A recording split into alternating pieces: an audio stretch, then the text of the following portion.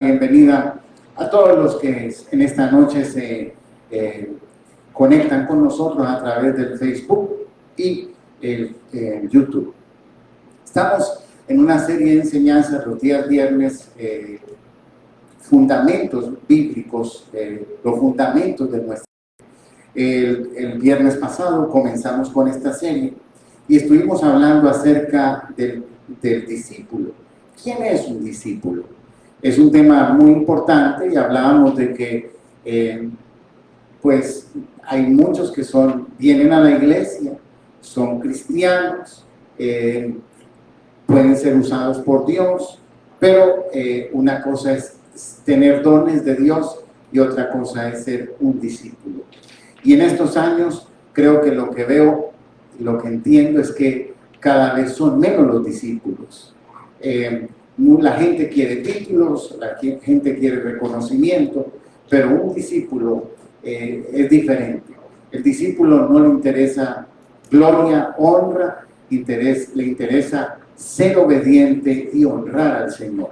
Entonces los apóstoles, que precisamente es uno de los ministerios que creo que todavía están vigentes, para algunos no lo creen así, pero los 5 ministerios, y uno de ellos es el apóstol, pues muchos quieren ser apóstoles y ponerse el título sin hacer esa función. Pero pueden ser apóstoles, pero no necesariamente discípulos. Entonces, recuerde que los apóstoles de Jesucristo primero fueron discípulos. Y eso es lo que estamos hablando en esta noche.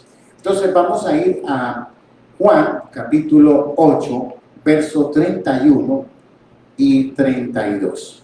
Dijo entonces Jesús a los judíos que habían creído en él: si vosotros permaneciereis en mi palabra, seréis verdaderamente mis discípulos, y conoceréis la verdad, y la verdad os hará libres. Es un pasaje muy conocido, pero aquí habla de aquellas personas que creyeron en él y permanecieron en su palabra. Entonces, esos que creen en él y permanecen en la palabra, entonces serán verdaderos discípulos y conocerán la palabra, la verdad, y esa verdad los hará libres. En nuestros procesos individuales, el Señor, a través de su palabra, nos ha libertado. Cuando, no sé cuántos aquí han tenido experiencias de tener una persona poseída para liberarla, pero y es un proceso de guerra espiritual para liberar a esa persona, pero quiero que entienda que todos nosotros y todos los creyentes hemos sido libertados por la palabra de Dios. No necesariamente que puede ser que hubo una influencia o a lo mejor hasta cierta posesión demoníaca antes de llegar a Cristo, pero cuando empezamos a escuchar la palabra y empezamos a obedecer la palabra, comenzó una liberación en nuestra vida. Por eso estas posesiones de personas poseídas por demonios, a veces uno hace la liberación y a veces, muchas de esas veces, regresan a su estado anterior y a veces peor, porque no honran su liberación, no cuidan su relación con Dios, no obedecen al Señor y entonces su postrer estado es peor. Entonces, en todos nosotros hay una liberación a través de la palabra de Dios, porque cuando usted escucha la palabra y usted, por ejemplo, una persona que antes de conocer al Señor adoraba a otros dioses, pero reconoce a Cristo y entiende que ya no tiene que adorar imágenes y cambia, ahí hay la verdad lo hizo libre de la idolatría y es una liberación. Entonces sucede en nuestras vidas y todavía, mis amados, Dios sigue revelándose a nuestras vidas de diferentes maneras. Aunque llevemos años en el Evangelio, todavía el Señor se sigue manifestando y revelándose a nosotros de diferentes maneras. Eso es muy personal. Hay personas que después de muchos años de estar en el Evangelio sufren una enfermedad y reciben la liberación de esa enfermedad y empiezan a ver al Señor como el sanador. En algunos procesos de crisis económica ven al Señor como el que prospera. Entonces, eso provoca, todos los días el Señor quiere revelarse a nosotros, a nuestras vidas. Ahora, dice, si vosotros permanecéis en mi palabra. Y quiero hacer énfasis a esa palabra permanecer. Cuando busqué en el griego, la palabra es resistir. ¿Y qué significa resistir? Algo que ejerce fuerza o presión sobre ella sin moverse, sin sufrir daño o alteración. Resistir es cuando una cosa resiste, cuando tiene una presión, cuando tiene algo encima que no lo altera ni lo daña. Pero también resistir es sufrir un padecimiento físico o moral, o una persona que lo causa sin dejarse vencer por él, a menudo sin quejarse o tratar de evitarlo. Eso es lo que significa la palabra resistir. Entonces, resistir en la palabra. ¿Qué significa esto de resistir en la palabra? Pues cuando Dios nos da una palabra, van a venir otras palabras contrarias que dicen todo lo contrario de lo que Dios dijo. Y entonces usted y yo tenemos que resistir, permanecer en la palabra que Dios dijo. Además, personas van a decir, eso nunca va a ocurrir, eso no va a pasar, y usted debe resistir en la palabra que Dios le ha dado. Este mundo va en contra de la palabra de Dios. Nosotros resistimos, no al mundo, resistimos, permanecemos en la palabra de Dios. Por eso va a haber continua persecución contra la iglesia de una u otra manera, porque nosotros resistimos en la palabra de Dios. Mateo 6:24, o sea que un discípulo debe permanecer, debe resistir en la palabra de Dios. Mateo 6:24, ninguno puede servir a dos señores, porque no o aborrece al uno y amará al otro, o estimará al uno y menospreciará al otro. No podéis servir a Dios y a las riquezas. Entonces, aquí también nos habla otra parte del discípulo, en donde el discípulo no es que esté hablando mal de que seamos prosperados, porque Dios quiere prosperarnos, pero está hablando de que cuando una persona tiene el corazón en las cosas, en las riquezas, en las cosas de este mundo, más que en Dios, va a ser difícil que pueda ser un verdadero discípulo. ¿Por qué? Porque va a amar más eso que al Señor. Recordemos que la Biblia dice que raíz de todos los males no es el dinero, dice el amor al dinero. O sea que el dinero no es el problema. Podemos ser buenos administradores de lo que Dios nos ha dado, pero cuando nosotros amamos más el dinero que a Dios, entonces ahí es donde hay un problema, donde no vamos a poder ser verdaderos discípulos. Si recuerda, hubo un hombre que se le acercó al Señor y le dijo, maestro bueno, ¿qué tengo que hacer? Entonces el Señor le dijo que cumpliera la ley. Y él dijo, no, yo todo eso yo lo he hecho. Ah, bueno, entonces véndelo todo y dáselo a los pobres. Y dice ahí que él se fue triste y se fue cabizbajo porque esa parte no la podía lograr. Pero quiero que entienda que la primera parte tampoco la podía lograr, eran mentiras. Eso de que yo cumplo toda la ley, ninguno había podido cumplir la ley. Eso es mentira. Pero él se echaba de que cumplía la ley y entonces el Señor le tocó lo que más le dolía. ¿Qué era lo que más le dolía? Las cosas de este mundo, el dinero. Y entonces por eso el Señor tocó esa área en su vida. Un discípulo es uno que vive una relación fructífera con el Señor. El ser discípulo va a producir fruto y eso tiene que ver con nuestra relación con el Señor. Juan capítulo 15, verso 5. El discípulo que se mantiene unido a mí y con quien yo me mantengo unido es como una rama que da mucho fruto. A ver si este está bien. Sí. Pero si uno de ustedes se separa de mí, no podrá hacer nada. Este verso habla de la importancia. Un verdadero discípulo tiene que estar pegado del Señor.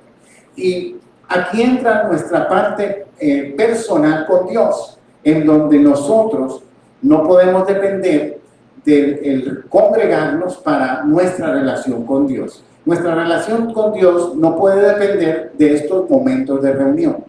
Estos momentos de reunión son necesarios, nos ayudan, nos edifican, oramos los unos por los otros, adoramos al Señor, recibimos la palabra, pero hay otra parte que es la personal y es la que nosotros tenemos que tener diariamente con nuestro Dios. Y esa relación, ese estar pegado con el Señor, va a provocar que des fruto. Un discípulo no es uno que está comprometido con un amor incondicional. Un discípulo es uno que está comprometido con un amor incondicional y sacrificio por los otros. El verdadero discípulo tiene que tener esa capacidad de amar. El amor, dice que hay tres cosas importantes en la palabra de Dios: la fe, la esperanza y el amor. Y el mayor de todos, dice la Biblia, es el amor. Entonces, una persona que se dice cristiana, que se dice que es espiritual, pero se lleva mal con todo el mundo, pelea con todo el mundo, maltrata a todas las personas, nadie quiere estar con él. Perdónenme, pero no es espiritual, es religioso. Son dos cosas distintas. Los religiosos en el tiempo de Cristo no tenían amor. Ahora, las personas que son espirituales son aquellas que practican la palabra. Un discípulo debe practicar esto del amor. Entonces vamos a verlo en Juan 13, 34 y 35. Un mandamiento nuevo os doy, que os améis unos a otros como yo os he amado. Que también os améis unos a otros. En esto conocerán todos que sois mis discípulos, si tuviereis amor los unos por los otros. O sea que un discípulo tiene que tener esa capacidad de amar. Es un amor que puede perdonar. La Biblia en 1 Corintios 13 nos habla de lo que es el amor, que el amor lo sufre todo, lo soporta todo. El amor es paciente, es benigno, es bueno. Y usted puede leerlo en casa, que es uno de los capítulos más maravillosos de la Biblia. Entonces, recuerde esto: todas las personas aman. Usted, si va a la cárcel de máxima seguridad, donde hay presos que están por vida, esa gente ama. Porque la mamá, el papá, los hermanos van y le visitan y ellos aman a su familia. A lo mejor tienen esposa y la aman. A lo mejor tienen hijos y los aman. O sea que por más malo que sea la gente ama. Pero un discípulo no solamente ama a su familia y a los que le hacen bien. Un discípulo de Cristo tiene la capacidad de amar a los que le hacen mal. Y esa es una gran diferencia. Eso fue lo que enseñó Jesús. Ay, pastor, pero es que yo sí, pero es que no me ha pedido perdón. Cuando me pida perdón, entonces yo le voy a perdonar. Pero Jesús perdonó en la cruz y nadie en la cruz le estaba pidiendo perdón. Y Él extendió el perdón. O sea que nosotros tenemos que seguir el camino del Señor, porque un discípulo se comporta como el Señor. En mi camino como cristiano he tenido muchas experiencias con hermanos de la iglesia. Algunos se han enojado conmigo y ya no quieren verme, me huyen. Entonces, cuando van por la calle, tratan de esconderse, como que no me ven. Y a mi esposa le da risa porque yo lo que hago es que los persigo y los saludo. Entonces, cuando ven ya no saben a dónde meterse, pero si yo no hago las paces aquí, me los van a poner de vecinos en el cielo por la eternidad.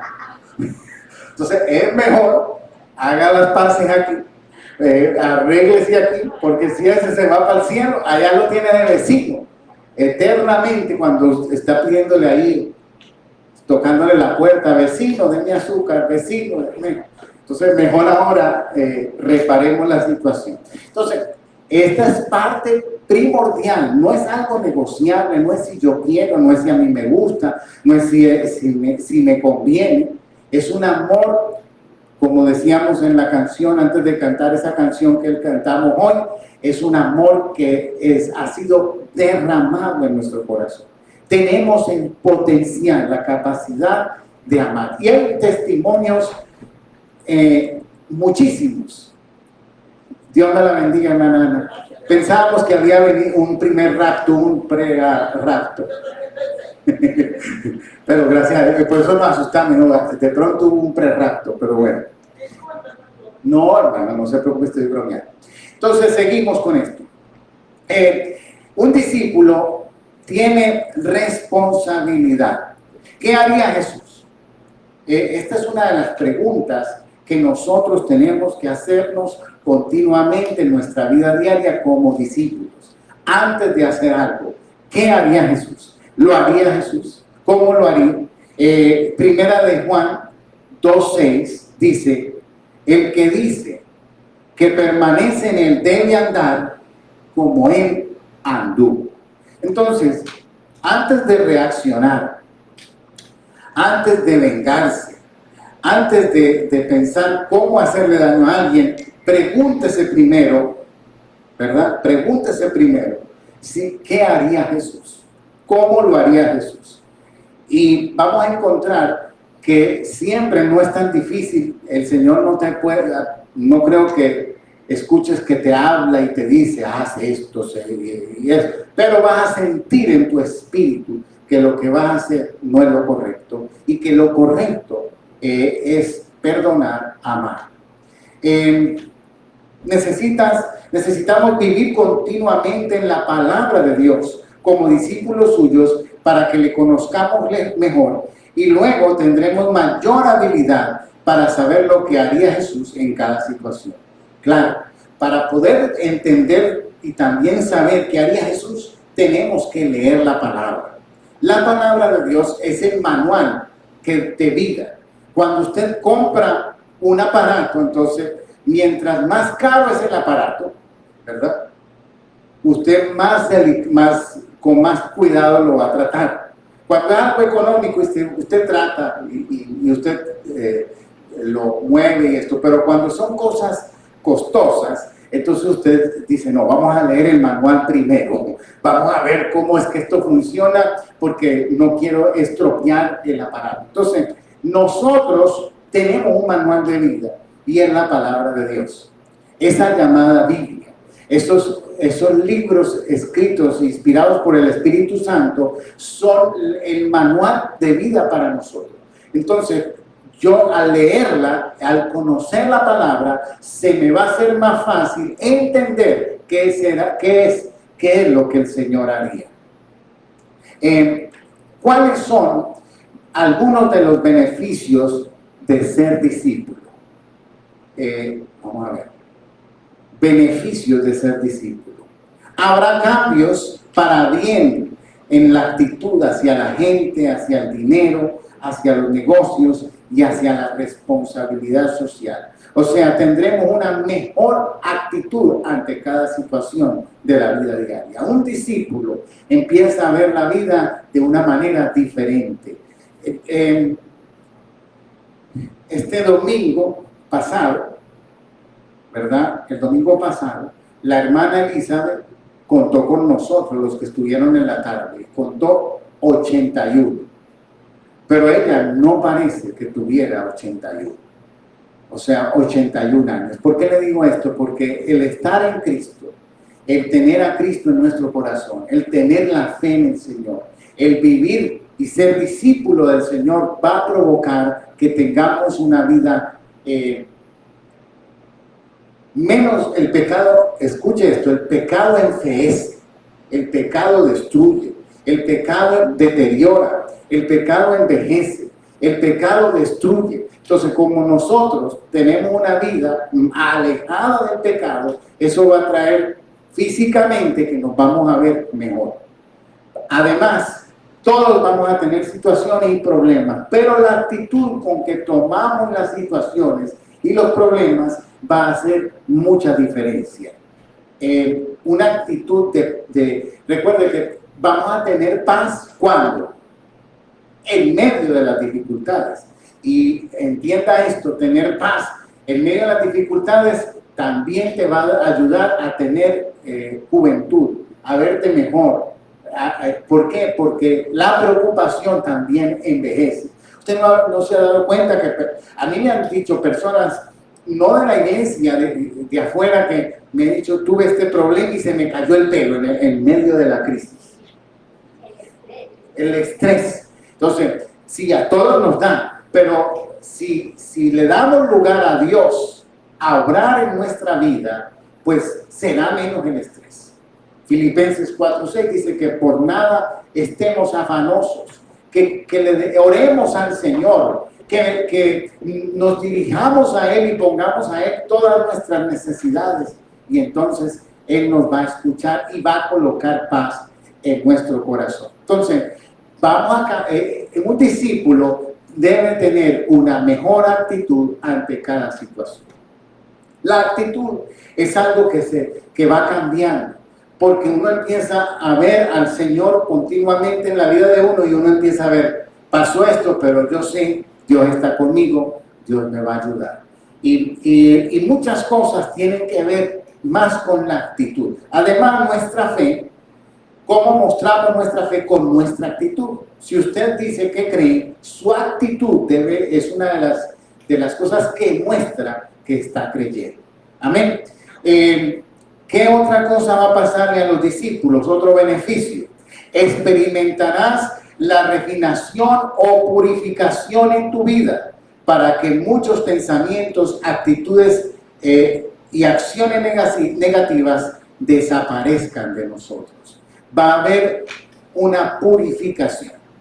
Esto es interesante porque Dios, como alfarero que trabaja en nuestra vida, Él nos conoce muy bien.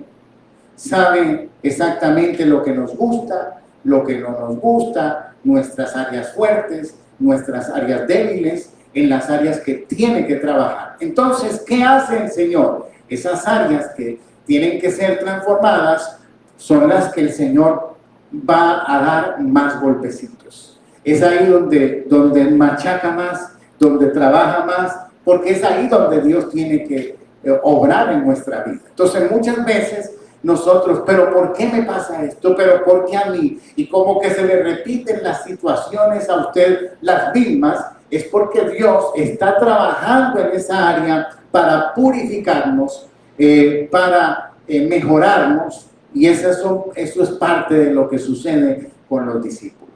El apóstol Pedro era un hombre muy impulsivo, pero después de recibir el Espíritu Santo y en medio del proceso que Dios hizo en Pedro, se convirtió en un hombre más calmado, menos impulsivo. El apóstol Juan, que se le conoce como el apóstol del amor, antes se le conocía como los hijos del trueno a Juan, porque él quería que el fuego del cielo descendiera y quemara Samaria. Entonces hubo un cambio en ese discípulo llamado Juan. Al final encontramos un hombre que siempre que dice la historia de la iglesia, que cuando le daban la palabra a Juan, ya de anciano, que era el único discípulo que quedaba con vida, en lo que se levantaba anciano en las congregaciones, decía: ámense los unos a los otros. Era lo que Juan le decía a la iglesia. Entonces, estos hombres experimentaron un cambio. Nosotros, si somos negativos, como discípulos, debemos de experimentar un cambio a convertirnos a personas positivas. Si somos personas amargas, ¿por qué vamos a ser amargos? Porque hay situaciones de nuestra vida que nos provocaron amargura. Y entonces puede ser que haya amargura en nuestro corazón. Y el Señor tiene que trabajar para quitar esa amargura en nosotros y hacernos personas más alegres. Si es una persona vengativa, ¿verdad? Que siempre está tratando de ver, si es envidiosa, si es egoísta, el Señor va a trabajar en esas áreas. Entonces eso es un beneficio, porque lo que queremos es ser mejor cada día. Y es un trabajo que Dios hace en cada uno de nosotros, en los discípulos. También hay otro beneficio en ser discípulo de Cristo. Nuestra fe se va a desarrollar, nuestra fe va a incrementar. Cada uno de nosotros se nos ha dado un don de fe, pero algunos dicen y lo comparan con un músculo. Cuando usted hace ejercicio y a medida que practica el ejercicio, cada vez lo hace mejor y cada vez lo hace más rápido. Si es de velocidad, si es de fuerza, cada vez va a tener más fuerza porque ese músculo usted lo ejercitó. La fe es un don que Dios ha puesto, pero a medida que creemos y confiamos en el Señor, esa fe ya está, pero va a incrementar el fruto de esa fe, el desarrollo de esa fe. El potencial de fe ya está en nosotros, pero el discípulo, esa fe se desarrolla y se hace más grande cada día. También, por supuesto, lo que hablaba al principio, el amor gobernará nuestras acciones, nuestras palabras y nuestras actitudes.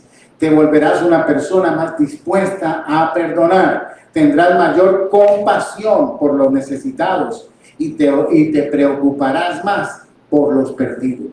Hay cosas en nuestra vida que a veces nos van a pasar extremas para aterrizar muchas veces, como para darnos cuenta de la necesidad que otros tienen. A veces nos van a pasar crisis a nosotros para entender eso en las vidas de las demás personas. Son cosas que nos hacen sensibles a la necesidad. Entonces, esto es importante porque es el proceso del Señor en nosotros como sus discípulos. ¿Deberíamos vivir como nosotros queramos o como Dios quiere en cada situación? Pues un discípulo debe ser diferente, debe vivir de acuerdo a lo que el Señor quiere. Y por eso, 2 Corintios 5:15 dice: por todos murió, para que los que viven ya no vivan para sí, sino para aquel que murió y resucitó por ellos. Cuando yo soy discípulo, vivo para Él. Por eso es que le digo que no todos son discípulos. Hay mucha gente que serán salvos, pero no son discípulos. ¿Por qué? Porque la salvación es un regalo que se recibe por gracia. Y dice la Biblia que muchos serán salvos como por fuego, que todas sus acciones positivas y etcétera, etcétera, serán quemadas. Vamos a decir como si eso se quema, si es hojas, madera, si es esas cosas, paja, eso se quema. Y cuando nuestras acciones positivas tienen una motivación incorrecta, eso es madera, eso es hojas, eso se quema. Un ejemplo, cuando por ejemplo, le voy a dar este hombre famoso que era Pablo Escobar Gaviria, narcotraficante muy famoso en Colombia. Él le dio casa a mucha gente, compraba mercados y le daba comida a mucha gente pobre, hizo muchas obras de beneficencia. Pero escuche esto, cuando llegue al cielo, él va a decir: mire, yo hice todo esto, pero eso no tiene valor, eso se quema. ¿Por qué? Porque las obras que hacemos tienen que venir de una consecuencia de un mandato divino. O sea que él, ¿por qué hacía todo eso? Porque a él le convenía. Él vivía en esa área donde él vivía, a él lo cuidaba, porque él, a toda esa área, él ayudaba a esa gente. Entonces, ahí donde él vivía, casi que le dicen San Pablo. Pero en realidad había una conveniencia para él. Entonces, cuando nosotros hacemos las cosas buenas, pero para una conveniencia para mí, eso no tiene valor. Lo que tiene valor es aquello que hacemos cuando es un mandato de Dios, cuando Dios nos manda, cuando lo hacemos con corazón, un corazón limpio. ¿Quién es nuestra guía en las cosas? O sea, ¿quién es el que nos debe guiar en nuestra vida? Vamos a verlo en Juan 16, 12 al 14. Aún tengo muchas cosas que deciros, pero ahora no las podéis sobrellevar. Pero cuando venga el Espíritu de verdad, Él os guiará a toda la verdad, porque no hablará por su propia cuenta, sino que hablará todo lo que oyere, y os hará saber las cosas que habrán de venir. Él me glorificará porque tomará de lo mío y os lo hará saber. Es el Espíritu Santo el que nos va a guiar en nuestra vida. Él va a usar la paz. Cuando usted toma una decisión y no le trae paz, cuidado. Él puede usar sueños, visiones, puede usar la palabra para hablarte, puede usar al pastor en cierto momento para hablarte, puede usar un hermano en la iglesia para hablarte, puede usar circunstancias, puede usar personas que ni siquiera creen en Cristo, pero que las puede usar para Dios, para dirigirte. Y el Espíritu Santo nos va a guiar a través de todas estas cosas y a través de su palabra. Entonces, como discípulos, debemos ser guiados por nuestro Señor en todo momento. ¿Qué clase de cosas hará cualquiera que tiene fe en Jesús? Vamos a verlo. Juan 14, 12. De cierto os digo, aquí. El que en mí cree, las obras que yo hago, Él las hará también, y aún mayores hará, porque yo voy al Padre. Y aquí hay una obra mayor. La obra mayor que nosotros podemos hacer es predicar a Cristo y que la gente reciba a Jesucristo como Señor y Salvador. Eso todavía no podía suceder hasta que Jesucristo muriera en la cruz y derramara su sangre. Antes de eso no se podía predicar para que las personas se salvaran. El reino de los cielos se acercó a partir de que Cristo viene. Entonces, después de que Cristo viene, muere y resucita, el seno de Abraham es desocupado. Y entonces, ¿qué pasa? Ahora, cuando se le predica a la gente de Cristo, una persona muere, ¿a dónde va su alma? Al cielo. ¿A dónde va el que no quiere saber del Señor? Su alma va al infierno. El infierno no está pagado. O sea, está funcionando. Y las almas están sufriendo los que murieron rechazando a Jesucristo. Pastor, pero es que mi abuelita era católica y nadie le habló. Bueno, el Señor se encargará de esos casos donde personas no se le habló. Ay, pastor, los indios de allá en el tiempo de Cristóbal Colón, que nadie les habló. Bueno, el Señor de eso se encarga. El Señor es el que se encarga de juzgar a ese tipo de personas que nunca se les ha predicado. Allá el Señor con ese problema. Gracias a Dios que no nos toca a nosotros decidir. Eso lo decide el Señor. Pero ahora nosotros tenemos que predicar el Evangelio. El que creyere en el Señor, entonces será salvo. El que no creyere, dice la Biblia, será condenado. Y esto es la palabra que tenemos que llevar al mundo entero. Es nuestra labor, es nuestra función aquí en la tierra.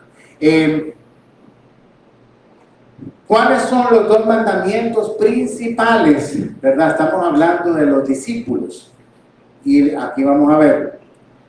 Mateo 22, 37 al 40. Jesús les dijo: amarás al Señor tu Dios con todo tu corazón y con toda tu alma y con toda tu mente. Este es el primero y grande de los mandamientos, y el segundo es semejante: amarás a tu prójimo como a ti mismo.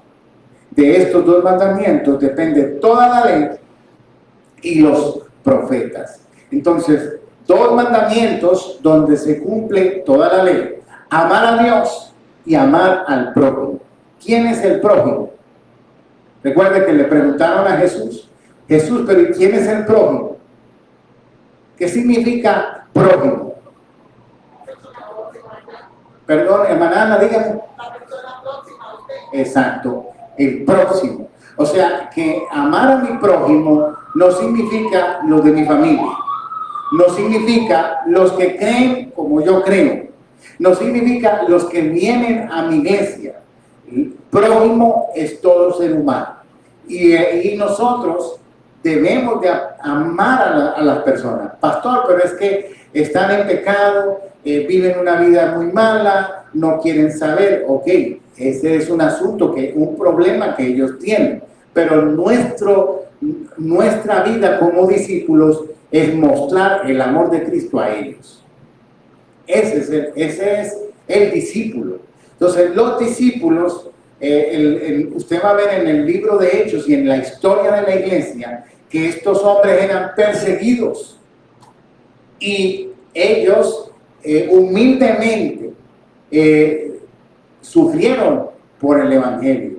Y muchas veces hay varias historias. Por ejemplo, Jacobo fue fue el primer discípulo en morir. Él fue decapitado, pero la persona que lo acusó, ¿verdad?, para que lo mataran, iban juntos. Y entonces Jacobo se defendió, habló del evangelio, y el que lo persiguió, el que lo llevó al juzgado, se convirtió ahí en el juicio. Y entonces los dos caminaron para morir. Oiga esto: Jacobo el discípulo y el que lo acusó. Y en el camino para ser decapitados, el que lo acusó le pidió perdón a Jacobo, y Jacobo le dice: no te preocupes, no me debes nada, no hay problema. Y dice la Biblia que le dio un beso, lo abrazó y lo besó. Entonces, eran personas que tenían el amor de Cristo, porque aunque se acababa de convertir, era el verdugo, era el que por causa de él fuiste a la muerte. Entonces, son cosas poco difíciles de entender a veces, pero nosotros tenemos que tener esa capacidad de amar. Ahora, tenemos que ser sabios también, porque una cosa es amar a las personas y otra cosa es que abusen de mí, permitir que abusen de mí. Entonces, son cosas diferentes, porque yo puedo amarte, respetarte, pero una cosa es que yo voy a permitir que sigas abusando de mí. No tengo que agredirte, pero tengo que ser sabio en cuanto a las personas que son mis amigos, a los que entran a mi casa, a los que yo les doy toda la confianza. Esa es una parte de donde yo tengo que usar de sabiduría. Pero en realidad sí tenemos que amar a todas las personas, aunque no sean creyentes. ¿Cómo podemos nosotros, como discípulos, vivir nuestra vida cotidiana manifestando el amor de Dios hacia los demás como Él quiere? Vamos a verlo en Romanos 5:5. Ya voy a terminar. Y la esperanza no avergüenza, porque el amor de Dios ha sido derramado en nuestros corazones por el Espíritu Santo que nos fue dado. Es lo que le vengo diciendo desde el principio en este día. El amor del Señor ha sido depositado en nuestro corazón, y por eso tenemos el potencial, la capacidad de amar a las personas. Ese amor no es nuestro, es el que Dios derramó en nosotros, que nos da la capacidad de amar a las personas con ese amor desinteresado. Cuando las cosas se ponen difíciles, podemos relajarnos un poco hasta que podamos hacer frente a la vida otra vez. O sea, aquí la pregunta es, como discípulo, vamos a hablarlo como discípulo, en este caminar personal, he visto personas, pastores, líderes que dicen, no, pastor, me voy a coger un año sabático. Estoy mucha presión, mucho cansancio, entonces voy a coger un reposo. Y quieren un año. Pero bueno, vamos a ver qué dice la Biblia de estos años sabáticos. Lucas 9:62. Jesús le dijo, ninguno que poniendo su mano en el arado mira hacia atrás es apto para el reino de Dios. Porque cuando usted está arando, no tenemos mucha práctica en esto porque la mayoría de nosotros somos de la ciudad, pero si usted está arar con los bueyes, usted está guiando a los bueyes, y si usted mira para atrás, el surco le va a quedar todo torcido. Entonces usted va a hacer así, le va a quedar ese sembrado todo mal hecho. Entonces aquí el Señor dice que una vez que comenzamos, no debemos soltar el arado. Yo acabo de cumplir los 49 y hay una situación que es la realidad de que nuestro cuerpo va envejeciendo, nuestra salud se va desgastando, y llega un momento, va a llegar un momento aquí como pastor que llegará el momento donde yo tenga que retirarme. Ahora, dice la Biblia que esto del retiro, o sea, de soltar el arado, pero yo me veo en mi futuro, en mis años de vejez. Yo no me veo a estilo el pastor Santos, que está activo, predicando en diferentes iglesias, ayudando a los ministros, pero llega un momento en donde ya uno no da la fuerza para guiar y dirigir una iglesia. Eso puede pasar. Ahora, no todo esto tiene que ser guiado por Dios. Entonces, no se preocupen que todavía me faltan años. Pero uno tiene que prepararse y entender, porque es mucha la responsabilidad de guiar una iglesia. Y ya cuando llegan los años, no es fácil. Entonces, pero sí me veo sirviendo a Cristo hasta los últimos de mis días. O sea, no pienso en un retiro donde me voy a sentar en una mecedora. Yo tengo que servir a Cristo hasta lo último. No pienso en ese tipo de cosas porque eso no creo que yo pueda estar sentado sin hacer nada. No creo que yo pueda hacer eso. Entonces, hay mucho trabajo. En el reino de Dios lo que hay es trabajo. Entonces, hay muchas maneras de servir. Yendo a misiones, por ejemplo, siendo profesor enseñando, porque esa es una de las pasiones mías. Entonces, pero lo que sí no estoy de acuerdo es que en esos años sabáticos, etcétera, etcétera, tenemos que continuar. Miren lo que ha pasado con los viernes que cogimos de descanso.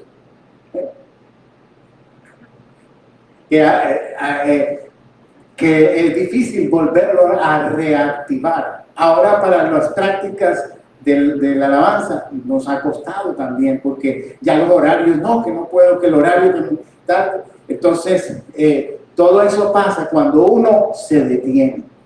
Entonces, da más dificultad volver a arrancar. Teníamos un ritmo antes mucho mejor.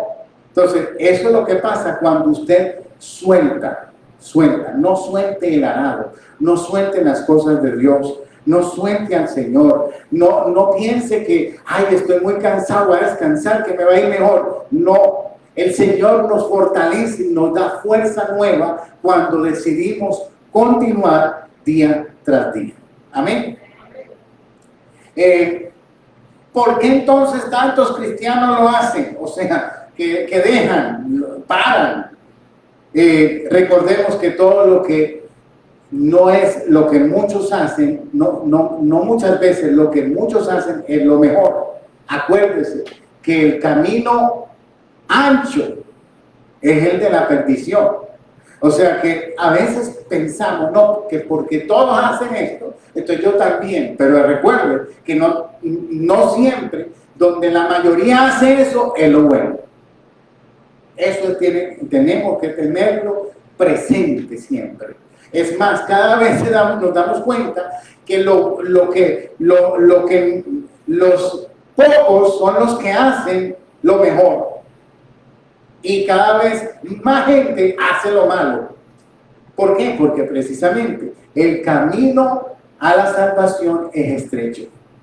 Entonces, no se deje guiar por la corriente de este mundo, no se deje guiar, pero es que esto lo hacen, entonces yo también, esto lo hacen, yo también. No, yo no puedo ser guiado por lo que muchos hacen, tengo que ser guiado por el Espíritu y por la palabra. Y hay cosas que muchos van a decir, eso yo, estás mal, pero tú vas a tener que pararte firme y decir, yo soy discípulo de Cristo, esto es lo correcto, yo tengo que continuar.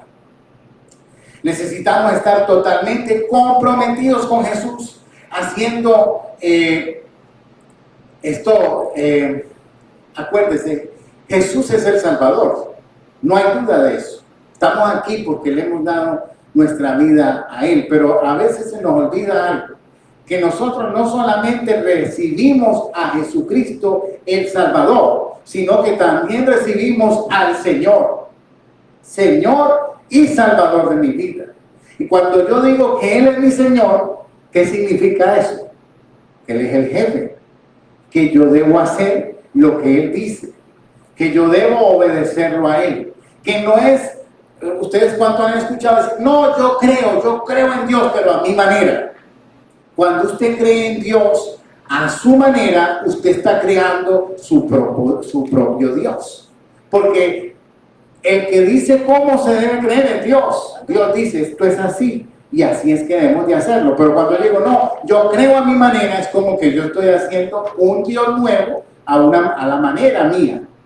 Entonces, ahí tenemos que tener esto en claro. No es lo que yo diga, no es lo que yo quiera, es lo que Dios dice y lo que Dios quiera. Y aquí tenemos el último verso para terminar. Lucas 6:46. ¿Por qué me llamáis Señor, Señor, y no hacéis lo que yo digo? Entonces, un discípulo dice Señor, pero porque obedece al Señor. Pero mucha gente va a decir, sí Señor, pero no hacen lo que Él dijo. Ahí hay una historia, una parábola de dos hermanos donde el papá les dice, los manda a hacer algo, y uno dice, no papá, yo no quiero ir.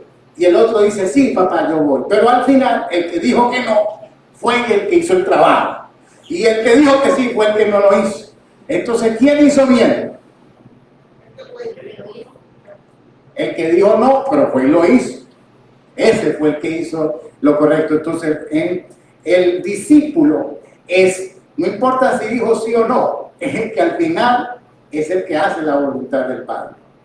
El que no es discípulo, no importa si dijo sí o no, si al final no lo hizo, ese no es el discípulo. El discípulo, recuerda, estamos en toda la vida del creyente debe ser de obediencia, pero este año Dios nos ha hablado del año de la obediencia. Entonces, ¿qué vemos? Que cada vez son menos las personas obedientes. Obedecer no es fácil, es difícil.